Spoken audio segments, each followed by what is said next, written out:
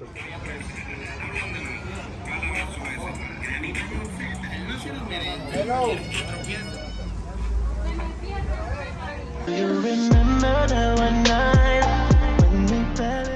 so Chicago is completely overrun by illegal immigrants, mainly the black areas. And here's what I have to say about that. Didn't we motherfucking tell y'all?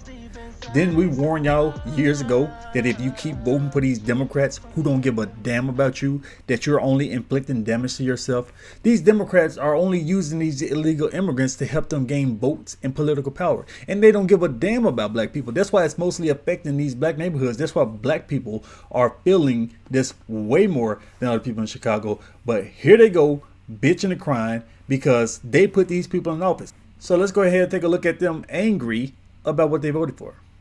Frustration, anger, and confrontations all on display as neighbors in Woodlawn gather to talk about what they call big problems at a nearby migrant shelter. New at 10, CBS 2 political investigator Dana Kozlov takes us through what happened.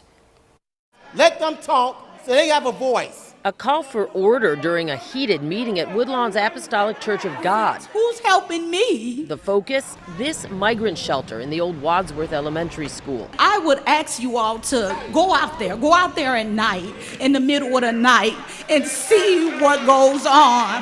What's going on, according to community members, is loitering, late-night partying, littering, prostitution, and at least one fight between migrants and residents. It got a little heated. Objects got thrown. But many of these residents say they no longer have any tolerance for the disruptive behavior by those seeking asylum here. It's making them feel unsafe. They disrespect us, they rob us, they harass us. And their patience is wearing thin. Let me say this. They got one more time to deal with it, because otherwise, next time they deal with it, they're going to deal with it from the streets. We're going to take over it. Nobody's going to be able to stop us from what we're going to do to them. Much of the residents' anger was directed at city officials in attendance, including 20th Ward Alderwoman Jeanette Taylor, Chicago Deputy Police Chief Stephen Chung, and Family and Support Services Commissioner Brandy Kanazi. At one point, police had to intervene, breaking up an argument during public comments. And that absolutely is a problem. And Alderwoman Taylor says she's now seen some of them firsthand. The people who are keeping up the trouble are the people who are kicked out of the damn shelter. All of the city officials here at this meeting promise that they are working for solutions to make the area around the shelter better for the neighborhood and consequences for those asylum seekers who are found to be breaking the rules or the law. Looks like y'all played yourselves because y'all sat here and put these people in power. So now you're angry because your neighborhood is being ravaged and all your tax dollars are being spent on these illegal immigrants. But you put these people in power. Brandon Johnson told y'all what he was going to do. He told y'all that he was going to support these illegal immigrants coming to Chicago. Y'all sat there and put him in power, not because he had your best interest at heart, but because he's a brother. This is what y'all said. Y'all said, look at him in that suit. He's a handsome black man in a suit. He has the Tyler mirror. Oh my God, this is progress. This is so awesome. Now look at you. You suckered yourselves because you guys vote for emptiness. Just like y'all was sitting there crying about Barack Obama being elected and all that. What did it do for you? What did it do for black people? Not a goddamn thing. But symbolism. All the Democrats have to do is give black people a bunch of empty, worthless symbols. Put a title on a black man. Put Brandon Johnson in the mayor's seat. And black people say, oh yeah, we love this. Doesn't this look great? When he sits here and does things that go against the black community. This is typical of black people. Black people love these meaningless, symbolic gestures. Just like that MLK statue with his arm around his wife's arm, whatever that weird statue was. Black people eat this up. This is all it takes to get black people to vote 90% Democrat. You just tell them, hey, the Republicans are racist. They're going to fall for it hook, line, and sinker. It doesn't matter what these Democrats do. They can destroy black neighborhoods. They can insult you right to your face, just like Joe Biden did with Charlemagne the God when he said, if you don't vote for me, you ain't black. And Charlemagne went and voted for this man anyways. Because remember, the Republicans are racist according to the Democrats. That's all it takes. Remember Trump warned the people about this 8 years ago when he said they're bringing drugs, they're bringing crime, they're rapists. and some I suppose are good people. That's what he said about the illegal immigrants 8 years ago. And they dogged Trump for it. They said this guy is a racist. He hates Latinos. Now let's go back to a quote for some of these black Chicago residents. Distraught residents told city officials in attendance that the migrants' behavior made them feel unsafe. I would ask all of you to go out there at night, in the middle of the night, and see what goes on, one emotional resident said. Another woman vented, they disrespect us, they rob us, they harass us. Whoa! Didn't you say it was racist to say stuff like that? You told us back in 2015 that if we said stuff like this about illegal immigrants, we were racist.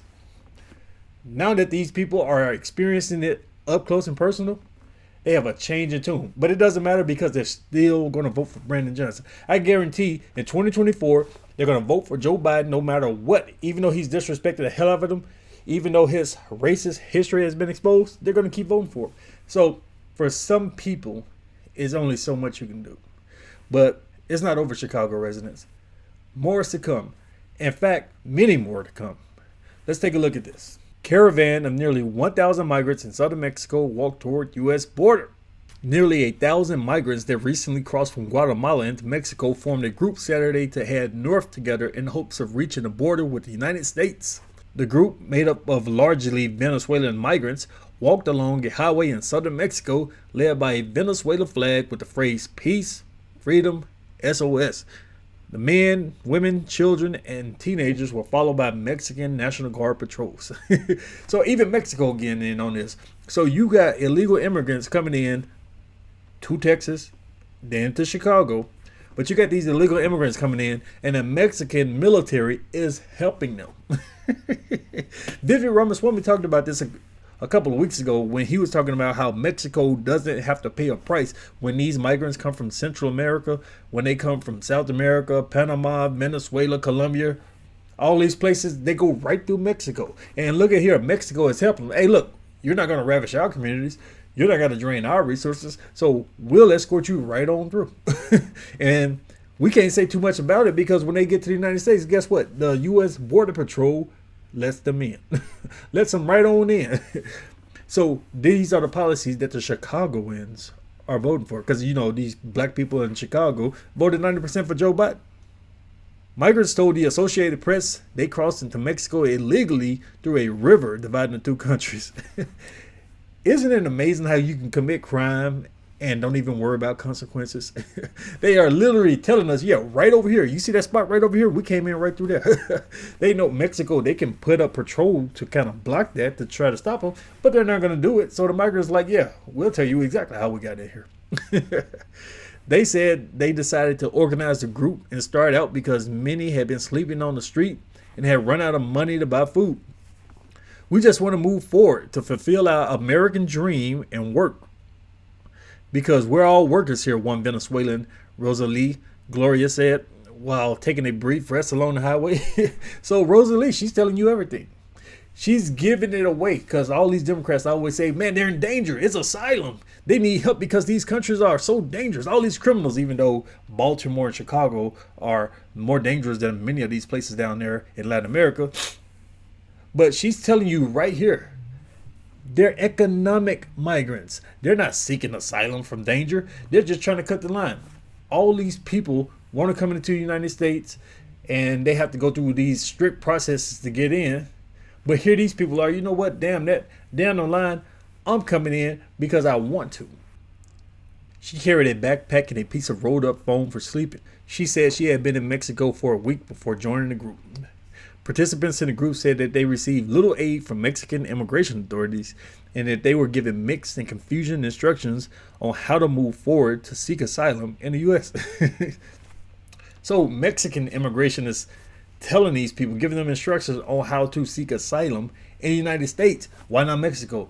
Remember Trump had the Remain in Mexico program where if they were seeking asylum, if they had an excuse to try to come into the United States, they had to put in the paperwork but stay in Mexico, and it disincentivized a lot of them because a lot of them were lying. A lot of them were economic migrants. They was like, damn, we got to stay in Mexico for possibly years. Oh, you know what? It's not worth it. You know what? I'm going to just go back to this dangerous country that I left.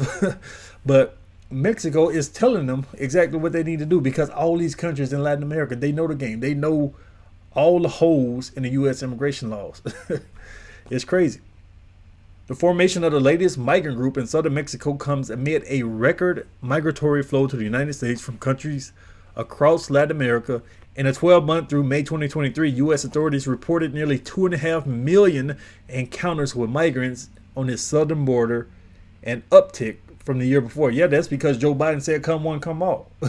He sat there on national TV in front of the whole world and told us how soft he was going to be on illegal immigration. So they're flowing in by the millions. The journey is not an easy one, but worth it to them. Definitely worth it, because they get all kinds of free crap. The journey is not an easy one, with migrants often targeted by kidnappings, extortion, and other violence from armed groups in the region. As a result, migrants often travel in groups of hundreds to stay safe. Migrants from Venezuela previously sought refuge in other South American nations like Colombia and Peru, but increasingly they are making a perilous journey through the jungles of the Darien Gap. Yeah, that gap is crazy. You have to have guides to get there. There are no pathways, there are no roads, there are wild animals. It takes 100 days to get through there. And many people die from starvation, exhaustion. They get lost. They get bit by a venomous spider or something. Many of them don't make it. I just want to know where the hell they're getting this money to pay these guys and to get through there to begin with. But that's a different story. Between Colombia and Panama, in an attempt to reach the U.S. Yeah, so they say, you know what? We could go to Colombia, we could go to Peru, but damn that. Why the hell we want to be in those countries? The United States is giving us all kinds of crap, because most of those migrants, the ones that went to Obama's playground, you know where his $12 million mansion is in Martha Vineyard, down there in Washington, D.C., New York City, most of those illegal immigrants are Venezuelan. So they phone home. They sent word back. Estamos en Nueva York. Dang it. La vida aquí es increíble. They sent word that we getting all kinds of free crap and we living a life. We're in a luxurious hotel, so y'all need to get your asses up here now.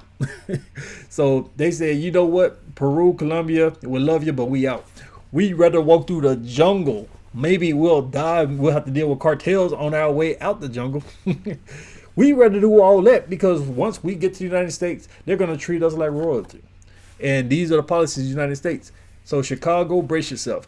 You've only seen the beginning. Many more are coming. And after these 1,000 get here, guess what? Another round is coming. But I don't believe this is going to change the hearts and minds of these people. So you saw them on the news clip bitching and crying. But guess what? They're still going to vote for the people who has Chicago listed as sanctuary city. They're going to vote for Brandon Johnson. They're going to vote for Joe Biden. They're going to keep inflicting harm on themselves because they're brainwashed. And for most of them, there's no helping. So, yeah. Let me know what you think. Leave me your thoughts down in the comments below. Thanks for watching.